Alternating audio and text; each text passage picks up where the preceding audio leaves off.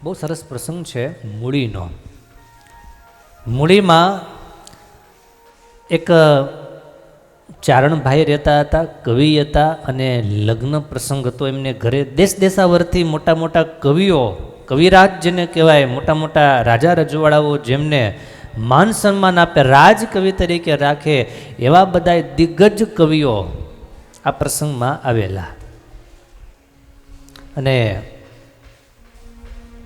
લગ્ન પ્રસંગ વગેરે બધું હશે ને આવેલા, વાતચીત થઈ, વાતમાં કોઈએ કીધું કે અહીંયા સ્વામિનારાયણનું બહુ મોટું મંદિર બને છે મૂડીમાં, અને એમાં પણ મંદિર તો જોવા જેવું છે જ, એથી વિશેષ એ મંદિરના બનાવનારા આપણા ચારણકુળના મુગટમણી કહી શકાય એવા પ્રખ્યાત કવિશ્વર બ્રહ્માનંદ સ્વામી અહીંયા બિરાજે છે.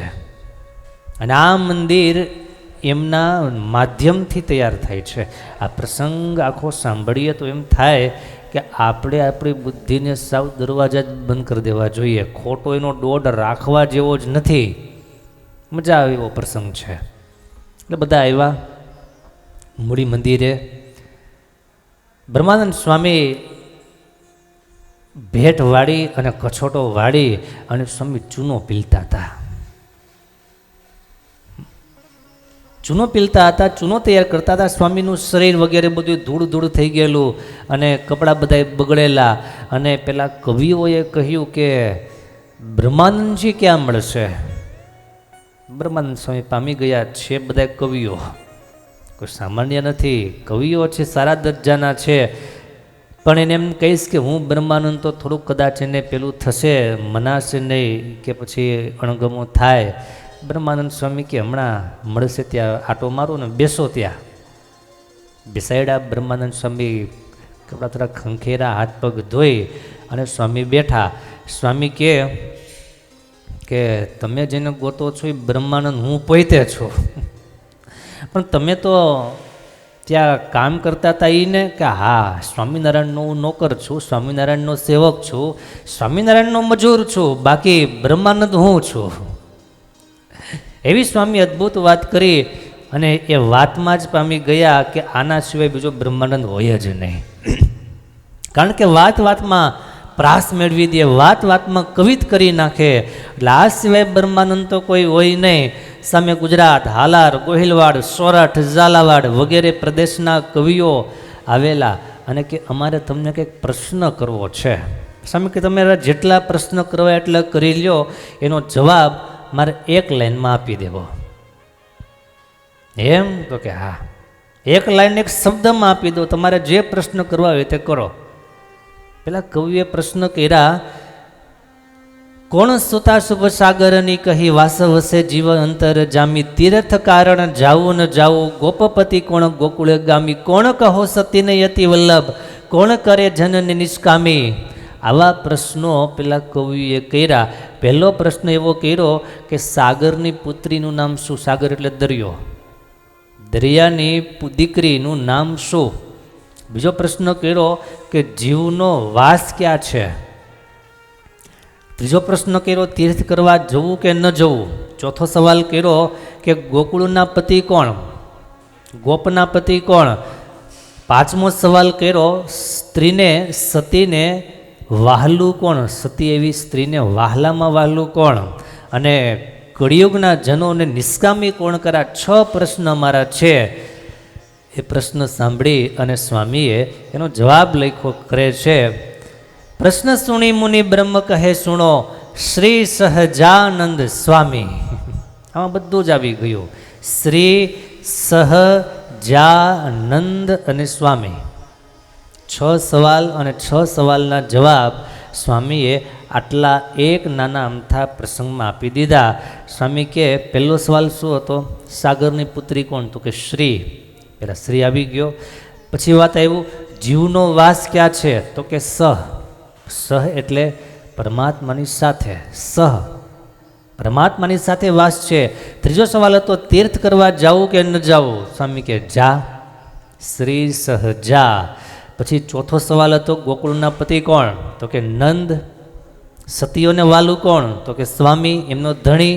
લાખો શબ્દ બન્યો શ્રી સહજાનંદ સ્વામી. અને છઠ્ઠો સવાલ હતો એમનો કે કળિયુગ કાળમાં માણસને નિષ્કામી કોણ કરે? બ્રહ્માનંદ સ્વામી કે એ પણ શ્રી સહજાનંદ સ્વામી.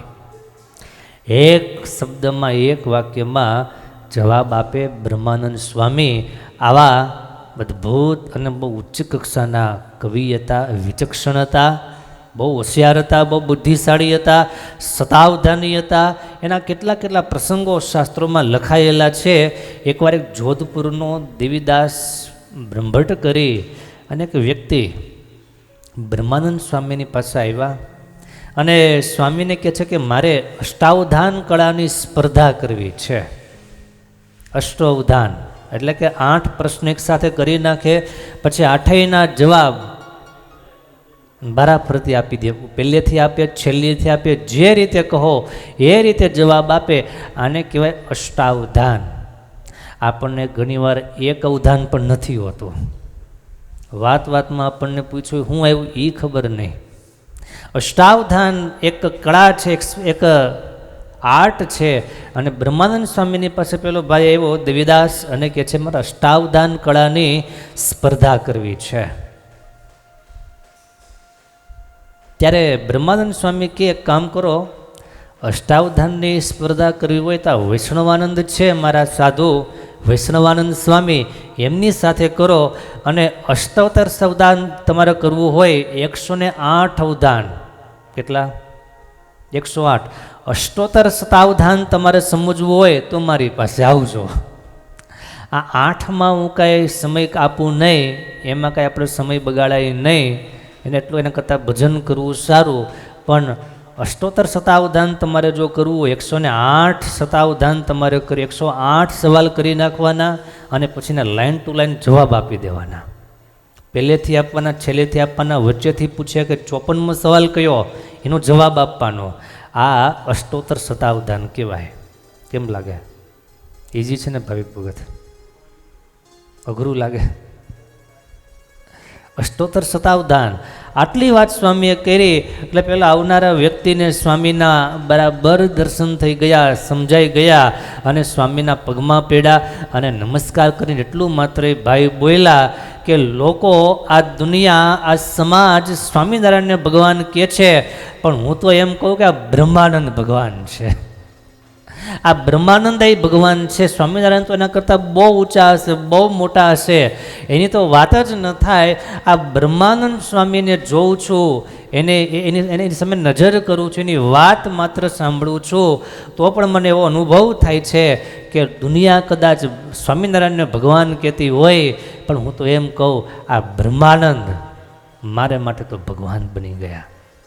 કારણ કે એની કળા, એની શક્તિ, એની સામર્થ્ય અજબ ગજબની છે. આટલી સામર્થ્ય, આટલી મોટાઈ.